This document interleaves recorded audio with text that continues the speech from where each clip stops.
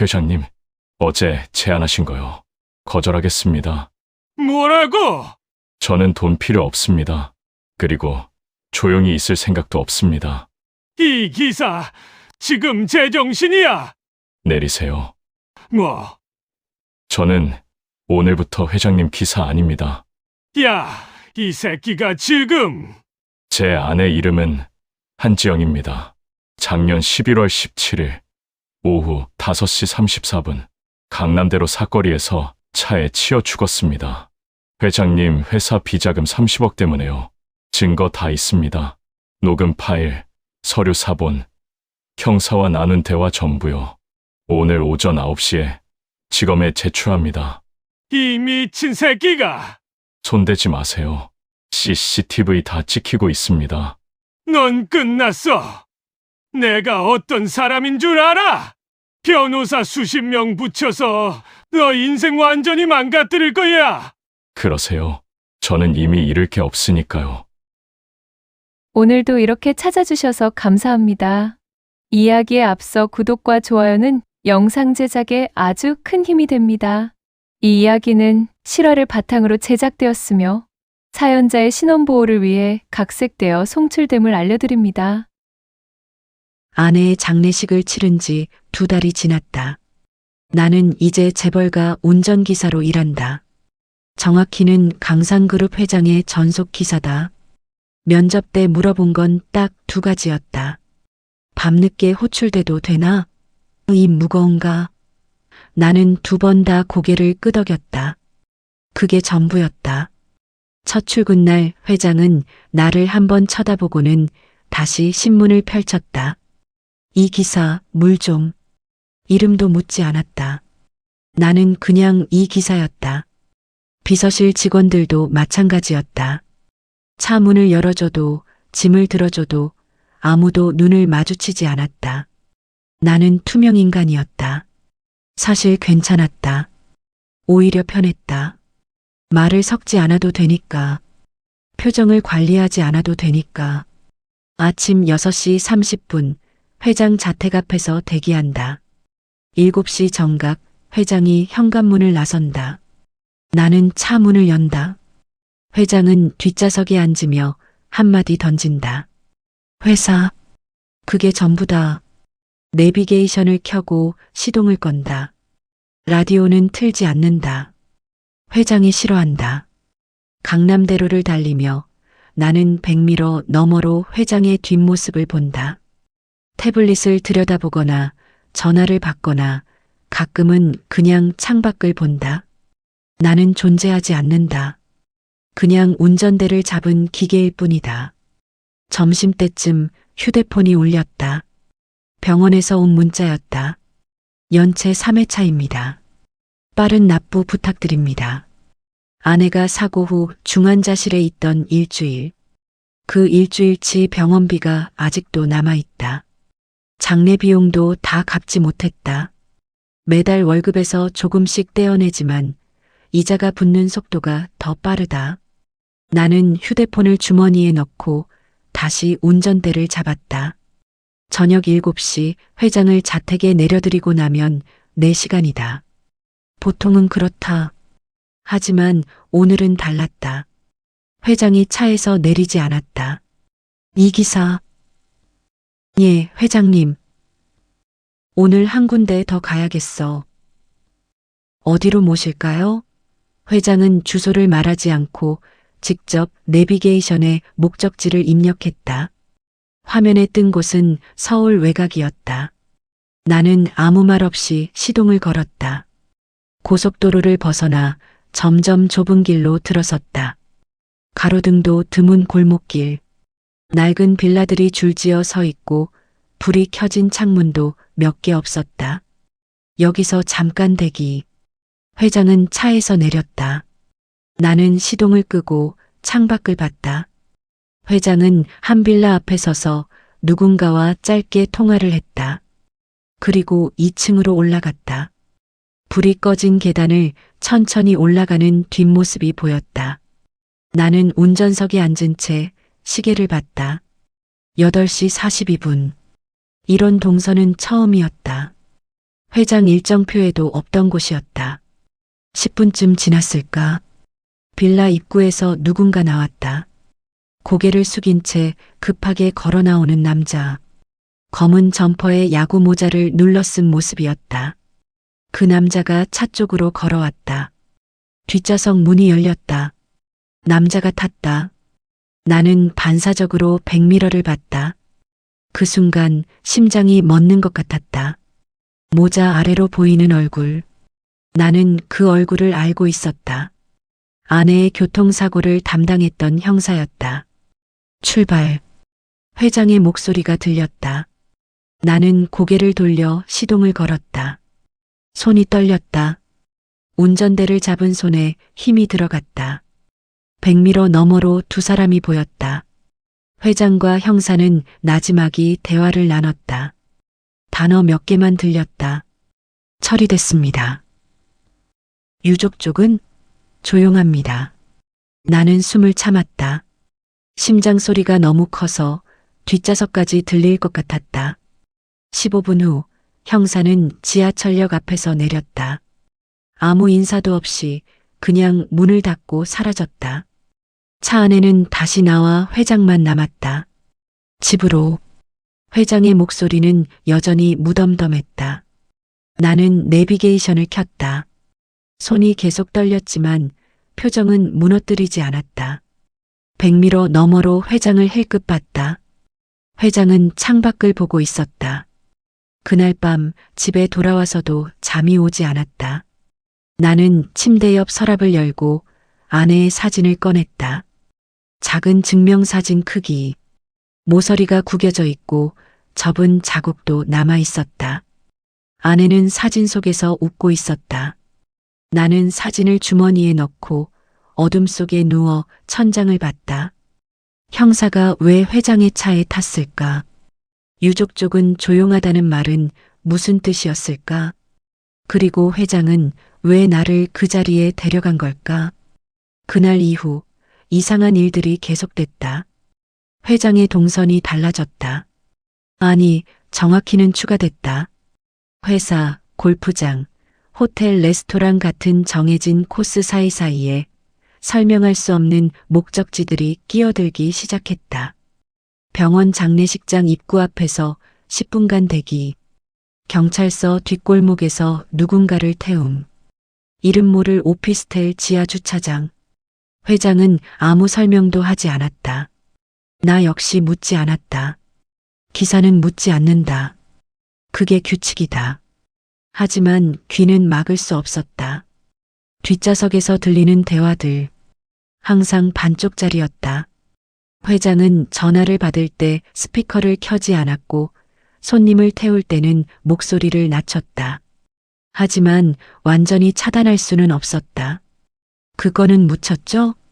서류는 폐기 완료입니다. 유족은 조용합니까? 그 단어가 나올 때마다 나는 운전대를 더 세게 쥐었다. 어느 날 오후 회장이 말했다. 이 기사, 오늘은 집에 먼저 들러. 회장님 댁 말씀이십니까?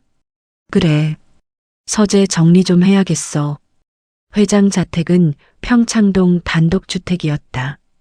정원이 딸린 3층 건물. 나는 가끔 회장을 집 앞까지 모셔다 드렸지만 안으로 들어가 본 적은 없었다. 현관문을 열고 들어서자 가정부가 인사를 했다. 기사님, 회장님께서 2층 서재 청소 부탁하신다고 하셨어요. 네. 나는 계단을 올라갔다. 복도를 지나 서재 문을 열었다. 넓은 방 한가득 책장이 늘어서 있었고 가운데 큰 책상이 놓여 있었다. 청소 도구를 들고 먼지를 닦기 시작했다. 책장, 책상, 창틀. 별 생각 없이 손을 움직이다가 책장 뒤편에 손이 닿았다. 뭔가 딱딱한 게 만져졌다. 나는 책을 조금 빼냈다. 책장 뒤에 작은 금고가 있었다. 금고 문이 살짝 열려 있었다. 안에 서류 몇 장이 보였다. 손이 저절로 움직였다. 서류를 꺼냈다. A4 용지 한 장. 상단에 제목이 적혀 있었다. 비자금 세탁 경로 3차 우회 루트. 그 아래 복잡한 도표와 계좌번호들이 빼곡했다. 그리고 맨 아래 날짜 하나가 형광펜으로 표시돼 있었다. 2024년 11월 17일. 아내가 죽은 날이었다. 손이 떨렸다. 서류가 흔들렸다. 나는 숨을 참고 서류를 다시 금고 안에 넣었다. 책을 제자리에 꽂았다. 청소 도구를 들고 방을 나왔다. 복도를 내려오는데 다리에 힘이 풀렸다. 계단 난간을 붙잡고 한참을 서 있었다. 가정부가 아래층에서 불렀다. 기사님, 괜찮으세요? 네, 괜찮습니다. 나는 천천히 계단을 내려왔다. 그날 저녁 회장을 다시 태웠다. 목적지는 또 다른 경찰서였다. 회장은 30분 만에 나왔고 차에 타자마자 전화를 받았다. 응, 그쪽 라인은 정리됐어. 유족? 조용해. 아무것도 모르고 있어. 나는 백미러를 보지 않았다. 시선을 정면에 고정한 채 도로만 봤다. 하지만 그 목소리는 귓속에 박혔다. 아무것도 모르고 있어. 나는 아무것도 모르는 사람이었다. 회장이 그렇게 생각하는 게 분명했다. 며칠 뒤 또 그 형사가 차에 탔다. 이번엔 낮이었다. 서초동 법원 근처. 회장이 전화로 누군가를 불렀고 5분 뒤 그 형사가 나타났다. 형사는 뒷좌석에 타며 나를 힐끗 봤다. 눈이 마주쳤다. 형사는 고개를 돌렸다. 회장이 말했다. 이 기사 기억하나? 작년에 사고 처리 많이 도와주신 형사님이야. 내 심장이 쿵 내려앉았다. 예. 인사 안 해? 안녕하십니까? 형사는 대답하지 않았다. 차는 다시 강남 쪽으로 달렸다. 뒷좌석에서 두 사람이 대화를 나눴다. 요즘 감사 쪽에서 좀 움직이던데. 괜찮습니다. 서류는 다 정리됐으니까요. 혹시 모르니까 조심해. 유족 쪽에서 다시 문제 제기하면 귀찮아. 그건 걱정 마십시오. 유족은 지금 빚 때문에 정신없어요. 움직일 여력도 없습니다. 나는 숨을 참았다. 엑셀을 밟은 발이 떨렸다. 빚 때문에 정신없다. 그게 내 이야기였다. 형사는 10분 후 압구정역 앞에서 내렸다. 차 안에는 다시 침묵이 흘렀다. 회장이 말했다. 이 기사. 예, 회장님. 요즘 일 괜찮나? 예. 힘들면 언제든 말해. 우리 회사는 직원 복지 잘 챙겨주거든. 회장의 목소리는 부드러웠다. 하지만 나는 그 말의 뜻을 알 수 있었다. 입 다물고 있으면 계속 챙겨주겠다. 나는 대답하지 않았다. 그날 밤 집에 돌아와 아내 사진을 꺼냈다. 구겨진 증명사진. 아내는 여전히 웃고 있었다. 나는 사진을 손에 쥔 채 한참을 앉아 있었다. 휴대폰을 켰다. 검색창에 교통사고 재조사 신청이라고 쳤다. 여러 법률 사이트가 떴다. 나는 하나씩 읽어 내려갔다. 그러다 문득 멈췄다. 재조사를 신청하면 어떻게 될까? 증거가 있을까? 형사가 덮은 사건을 다시 열 수 있을까? 그리고 무엇보다 나는 이길 수 있을까? 나는 휴대폰을 내려놓고 천장을 봤다. 방 안은 너무 조용했다. 아내가 없는 이 집은 항상 이렇게 조용했다. 나는 사진을 주머니에 넣고 불을 껐다. 어둠 속에서 나는 중얼거렸다. 여보, 나 어떻게 해야 돼? 대답은 없었다. 일주일이 지났다. 나는 매일 아침 회장을 태우고 저녁에 집까지 모셨다. 똑같은 루트, 똑같은 시간, 똑같은 침묵. 하지만 달라진 게 있었다. 회장이 점점 노골적으로 나를 시험하기 시작했다. 그 형사를 일부러 자주 차에 태웠다. 일주일에 두세 번씩, 때로는 아무 이유 없이 그냥 태우고 한 블록 가서 내려줬다. 형사가 탈 때마다 회장은 나를 불렀다. 이 기사, 형사님 아직도 기억하지? 예. 작년에 사고 처리 도와주신 분이야. 고마운 분이지. 나는 대답하지 않았다. 백미러 너머로 형사를 봤다. 형사는 창밖만 봤다. 어느 날 저녁 회장이 또 외곽으로 가자고 했다. 지난번 그 빌라 근처였다. 하지만 이번엔 빌라가 아니라 근처 허름한 술집 앞이었다. 회장이 내렸다. 30분 뒤 돌아올 거라고 했다. 나는 차 안에 혼자 남았다. 시동을 끄고 창문을 조금 열었다.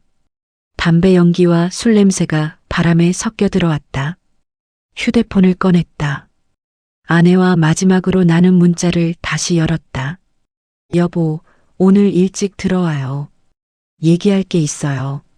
그게 아내가 보낸 마지막 문자였다. 그날 오후 3시 22분. 사고는 그로부터 2시간 뒤에 났다. 나는 그날 야근을 했다. 택시 2번을 더 태워야 일당이 나왔다. 아내 전화를 받지 못했다. 문자도 확인하지 못했다. 병원에서 깨어났을 때 아내는 이미 수술실에 있었다. 그리고 3시간 뒤 의사가 나왔다. 보호자분 최선을 다했지만 나는 휴대폰을 내려놓고 창밖을 봤다. 술집 문이 열렸다. 회장이 나왔다. 그리고 그 뒤로 형사가 따라 나왔다.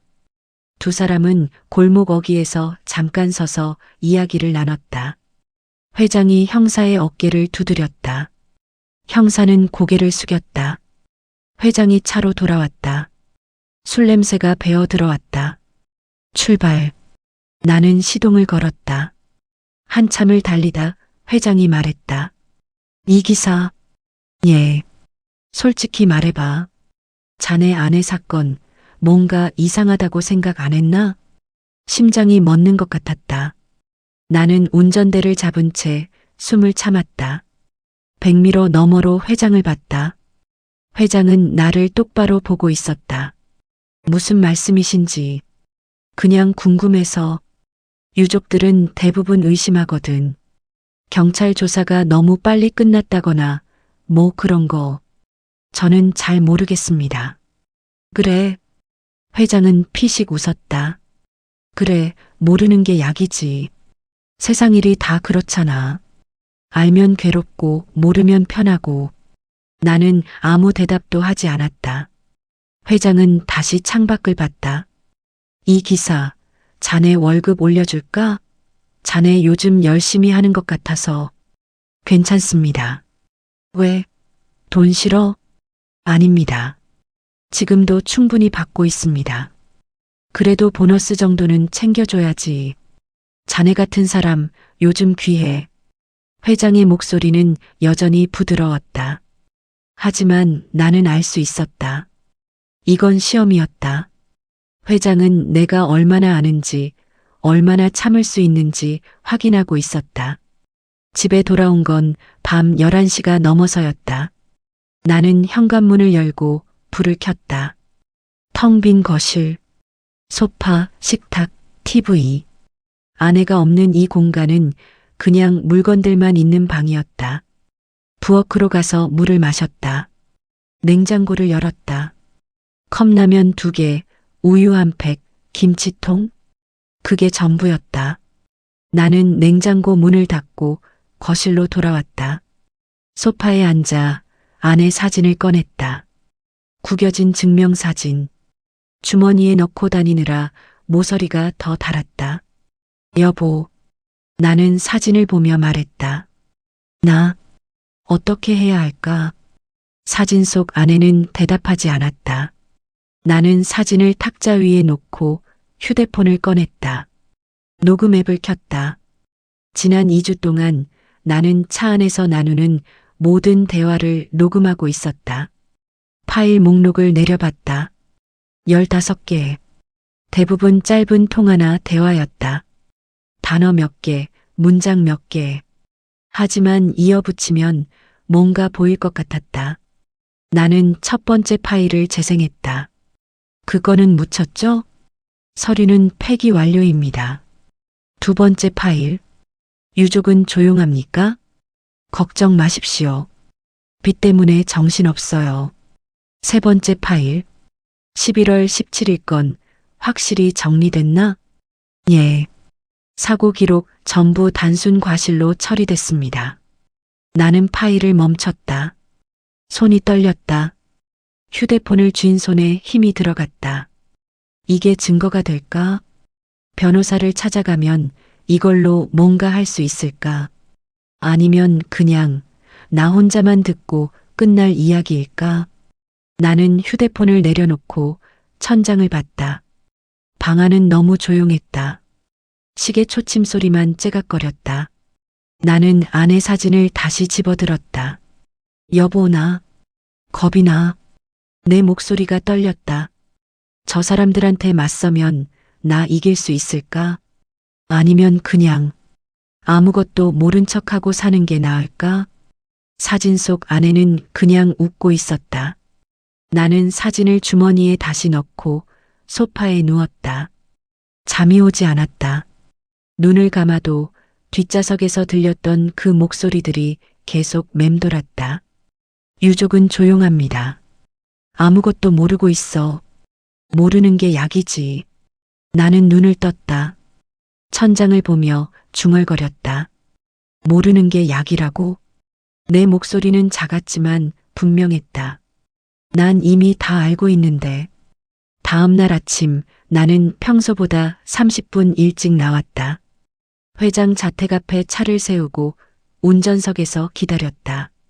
손은 운전대 위에 올려놓았지만 시선은 백미러를 향하고 있었다. 어젯밤 잠을 거의 못 잤다. 머릿속으로 계속 계산했다. 녹음 파일들을 정리하고 변호사를 찾아보고 고소장을 쓰면 그 다음은 회장이 현관문을 나섰다. 나는 차에서 내려 문을 열었다. 회사. 회장은 평소처럼 짧게 말하고 뒷좌석에 앉았다. 차는 강남대로를 달렸다. 아침 출근 시간이라 차가 막혔다. 신호에 걸릴 때마다 나는 백미러를 힐끗 봤다. 회장은 태블릿을 보고 있었다. 그때 회장이 전화를 받았다. 응. 그래, 오늘 저녁에 봐. 예, 그 형사님도 같이. 괜찮아. 이 기사 믿을만해. 나는 숨을 참았다. 이 기사 믿을만해. 회장은 전화를 끊고 다시 태블릿을 봤다. 아무 일도 없었다는 듯이. 회사 앞에 회장을 내려드린 후 나는 근처 주차장에 차를 세웠다. 시동을 끄고 한참을 앉아 있었다. 믿을만하다. 그 말이 계속 귓가에 맴돌았다. 나는 믿을만한 사람이 아니었다. 지난 2주 동안 나는 매일 그들의 대화를 녹음했다. 서류를 몰래 봤다. 이미 선을 넘었다. 휴대폰이 울렸다. 병원에서 온 문자였다. 최종 독촉입니다. 금일 미납 씨 법적 조치 예정. 나는 문자를 지우고 휴대폰을 주머니에 넣었다. 저녁 7시 회장을 태우고 또 외곽으로 향했다. 이번엔 한강변 근처 고급 레스토랑이었다. 회장이 말했다. 이 기사 오늘은 안에서 대기해. 예. 주차장 말고 레스토랑 1층 로비에서 기다려. 손님이 한 분 더 오실 거야. 나는 고개를 끄덕였다. 레스토랑 로비는 조용했다. 가죽 소파, 은은한 조명, 클래식 음악. 나는 구석 소파에 앉아 기다렸다. 30분쯤 지났을까? 입구문이 열렸다. 그 형사였다. 형사는 로비를 둘러보다 나를 발견했다. 잠깐 멈칫했다. 하지만 곧 무표정한 얼굴로 다가왔다. 회장님은 2층 룸에 계십니다. 형사는 고개를 끄덕이고 계단으로 향했다. 하지만 계단 앞에서 멈춰서더니 다시 나를 돌아봤다. 당신, 형사가 말을 꺼냈다. 이정훈 씨 맞죠? 나는 대답하지 않았다. 형사가 한 걸음 다가왔다. 작년 11월 17일. 교통사고 유족. 맞죠? 예. 여기서 뭐 하는 겁니까? 일합니다. 기사로. 형사는 쓴웃음을 지었다. 형사는 한참 나를 보다가 고개를 저었다. 당신 아무것도 모르는 게 나을 겁니다. 무슨 말씀이신지. 그냥 월급이나 받고 조용히 사세요. 괜히 뒤지다간 당신만 다쳐요. 형사는 그 말을 남기고 계단을 올라갔다. 나는 소파에 앉은 채 주먹을 쥐었다. 손이 떨렸다. 1시간 후 회장과 형사가 함께 내려왔다. 두 사람은 현관 앞에서 악수를 나눴다. 수고하셨습니다. 편히 가십시오. 형사가 먼저 밖으로 나갔다. 회장이 나를 불렀다. 이 기사, 차 가져와. 예. 지하 주차장에서 차를 가져왔다. 회장이 뒷좌석에 탔다. 집으로. 차는 한강변 도로를 달렸다. 강물이 검게 반짝였다. 회장이 말했다. 이 기사. 예. 솔직히 말해볼까? 자네 아내 사건 말이야. 내 심장이 쿵 내려앉았다. 그거 단순 교통사고 아니었어. 나는 운전대를 잡은 채 숨을 멈췄다. 회장이 계속 말했다. 우리 회사 비자금 운반하던 차량이었거든. 그날 현금 30억이 실려 있었어. 근데 경찰한테 걸릴 뻔했지. 그래서 급하게 처리했어. 자네 아내 차가 마침 그 길에 있었던 거야. 타이밍이 안 좋았지. 우리 차가 급정거하는 바람에 추돌했고, 뭐 그렇게 됐어. 나는 아무 말도 할 수 없었다. 회장의 목소리는 담담했다. 형사한테 돈 좀 쥐어줬지. 사고 기록 깔끔하게 정리해 달라고. 그리고 유족. 그러니까 자네를 좀 관리해 달라고. 그래서 자네를 우리 회사 기사로 뽑은 거야. 가까이 두면 관리하기 편하니까. 돈도 주고 일자리도 주고. 자네가 조용히만 있으면 우리도 편하고 자네도 편하잖아. 나는 운전대를 잡은 손에 힘을 줬다. 손등에 핏줄이 붉어졌다. 회장이 말을 이었다. 근데 요즘 감사원에서 좀 움직이더라고. 누가 제보한 것 같아. 그래서 말인데. 회장은 잠깐 멈췄다. 자네가 조용히만 있어주면 내가 자네 빚 다 갚아줄게.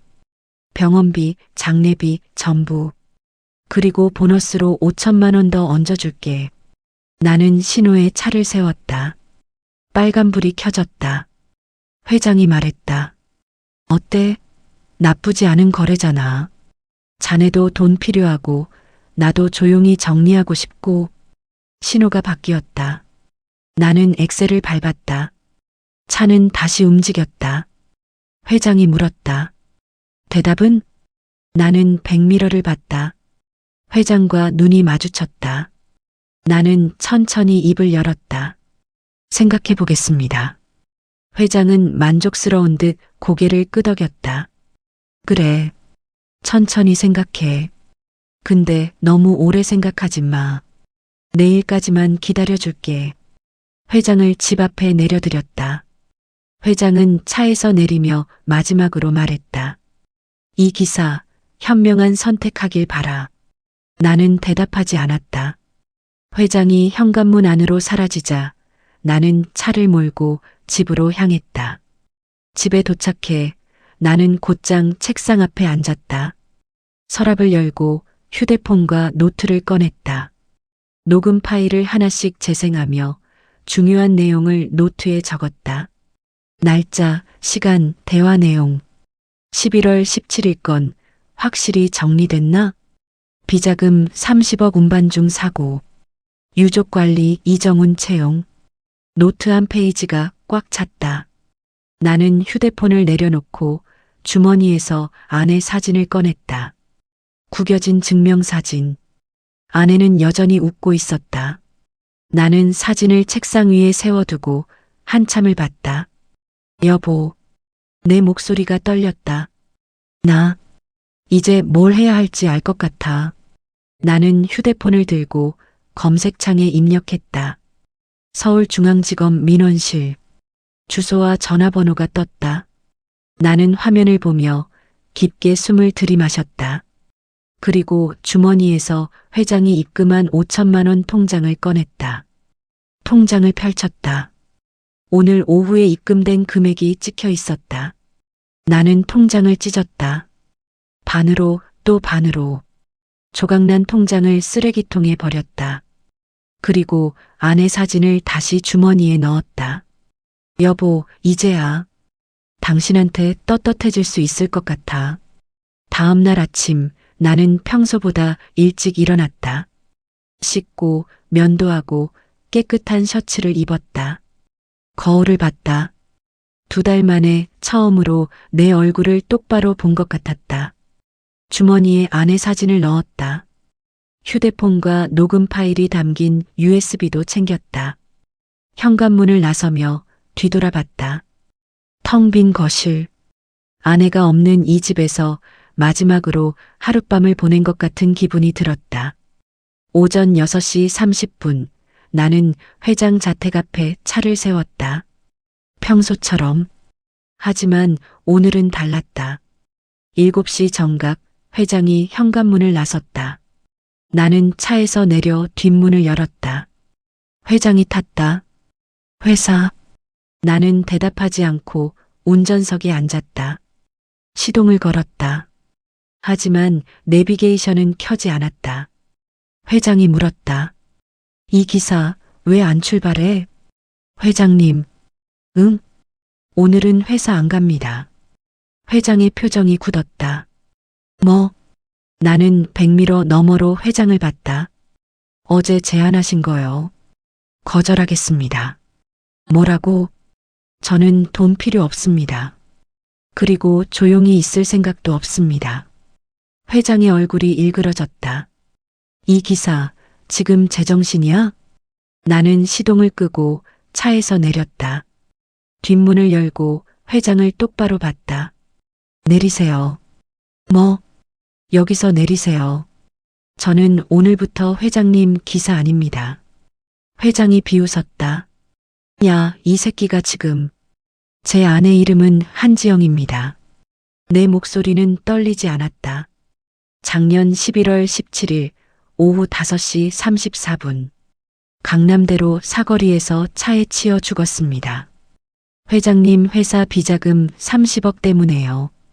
회장의 얼굴이 창백해졌다. 증거 다 있습니다. 녹음 파일, 서류 사본, 형사와 나눈 대화 전부요. 오늘 오전 9시에 지검에 제출합니다. 이 미친 새끼가. 회장이 차에서 내려 나를 움켜잡으려 했다. 하지만 나는 한 걸음 물러섰다. 손대지 마세요. CCTV 다 찍히고 있습니다. 회장은 주먹을 쥔 채 나를 노려봤다. 넌 끝났어. 내가 어떤 사람인 줄 알아? 변호사 수십 명 붙여서 너 인생 완전히 망가뜨릴 거야. 그러세요. 나는 차 키를 조수석에 던졌다. 저는 이미 잃을 게 없으니까요. 회장은 한참 나를 노려보다가 휴대폰을 꺼냈다. 여보세요? 나야. 당장 변호사들 소집해. 응, 지금 당장. 회장은 전화를 끊고 나를 마지막으로 쏘아봤다. 이 기사, 아니, 이정훈. 너 오늘 한 거 평생 후회하게 될 거야. 나는 대답하지 않았다. 회장은 돌아서서 집 안으로 들어갔다. 나는 그 자리에 잠깐 서 있었다. 심장이 미친 듯이 뛰었다. 손이 떨렸다. 하지만 발걸음은 가벼웠다. 나는 걸어서 대로변으로 나왔다. 버스 정류장이 보였다. 버스를 기다리며 주머니에서 아내 사진을 꺼냈다. 구겨진 증명사진. 모서리가 닳고 접힌 자국이 선명했다. 여보. 나는 사진을 보며 중얼거렸다. 이제야 당신한테 떳떳해질 수 있을 것 같아. 미안해. 늦었지? 사진 속 아내는 여전히 웃고 있었다. 버스가 도착했다. 나는 사진을 주머니에 넣고 버스에 올랐다. 이번엔 뒷좌석이 아니었다. 맨 앞자리에 앉았다. 창밖을 봤다. 아침 햇살이 건물 사이로 쏟아졌다. 출근하는 사람들이 인도를 걸었다. 일상적인 아침 풍경이었다. 하지만 내게는 전혀 다른 아침이었다. 서울중앙지검은 서초동에 있었다. 버스를 타고 지하철을 갈아타고 40분쯤 걸렸다. 건물 앞에 도착했을 때 나는 한참을 서 있었다. 높은 건물. 태극기가 바람에 펄럭였다. 나는 깊게 숨을 들이마시고 안으로 들어갔다. 민원실은 2층이었다. 창구 앞에 사람이 몇 명 기다리고 있었다. 나는 번호표를 뽑고 의자에 앉았다. 휴대폰을 꺼내 녹음 파일을 확인했다. USB도 만졌다. 서류 사본도 가방 안에 있었다. 준비는 끝났다. 304번 고객님, 내 번호가 불렸다. 나는 일어나 창구로 갔다. 젊은 여직원이 물었다. 무슨 일로 오셨나요? 고발장 제출하러 왔습니다. 어떤 사건이신가요? 나는 잠깐 망설였다. 그리고 입을 열었다. 교통사고 은폐, 증거인멸, 공무원 뇌물공여. 강상그룹 회장과 담당 형사를 고발합니다. 직원의 표정이 굳었다. 잠시만요. 담당 검사님께 연결해 드릴게요. 30분 후 나는 검사실에 앉아 있었다. 40대 중반쯤 되어 보이는 남자 검사가 내 서류를 읽고 있었다. 녹음 파일이 15개. 서류 사본. 이거 어떻게 구하신 겁니까? 제가 회장 기사였습니다. 차 안에서 녹음했습니다. 검사는 한참 서류를 보다가 나를 봤다. 이정훈 씨, 솔직히 말씀드리면 이 사건 쉽지 않습니다. 상대가 재벌이고 경찰도 연루돼 있고요. 알고 있습니다. 그래도 진행하시겠습니까? 나는 고개를 끄덕였다. 네. 검사는 잠깐 생각하더니 고개를 끄덕였다. 알겠습니다. 일단 접수하겠습니다. 조사 시작하면 연락드릴게요. 나는 자리에서 일어났다. 감사합니다. 검찰청을 나왔을 때 시계를 봤다. 오전 11시. 나는 다시 버스 정류장으로 걸어갔다. 휴대폰이 울렸다. 모르는 번호였다. 받지 않았다. 또 울렸다. 이번엔 회장 비서실 번호였다. 역시 받지 않았다. 문자가 왔다. 이정훈 씨 회장님께서 대화하고 싶다고 하십니다. 연락 주시기 바랍니다. 나는 문자를 지우고 휴대폰을 주머니에 넣었다. 며칠 뒤 뉴스가 터졌다. 강상그룹 회장, 비자금 조성 및 증거인멸 혐의로 검찰 조사, 교통사고 은폐 사건, 경찰 내부 유착 의혹. 기사에는 내 이름이 나오지 않았다. 나는 그냥 제보자였다. 나는 집에서 뉴스를 봤다. 회장이 검찰청으로 들어가는 장면이 나왔다. 고개를 숙이고 모자를 눌러 쓴 모습이었다. 화면을 끄고 창밖을 봤다. 며칠 전 변호사에게서 연락이 왔었다. 이정훈 씨 손해배상 청구 가능할 것 같습니다. 금액은 아마 몇 억 정도? 나는 고개를 끄덕였었다. 하지만 돈이 중요한 게 아니었다. 일자리는 잃었다. 당연했다. 회장 기사를 끊었으니까. 빚은 여전히 남아 있었다. 병원에서 독촉 전화가 왔다. 하지만 이상하게 마음은 가벼웠다. 어느 날 오후 나는 아내 산소를 찾아갔다.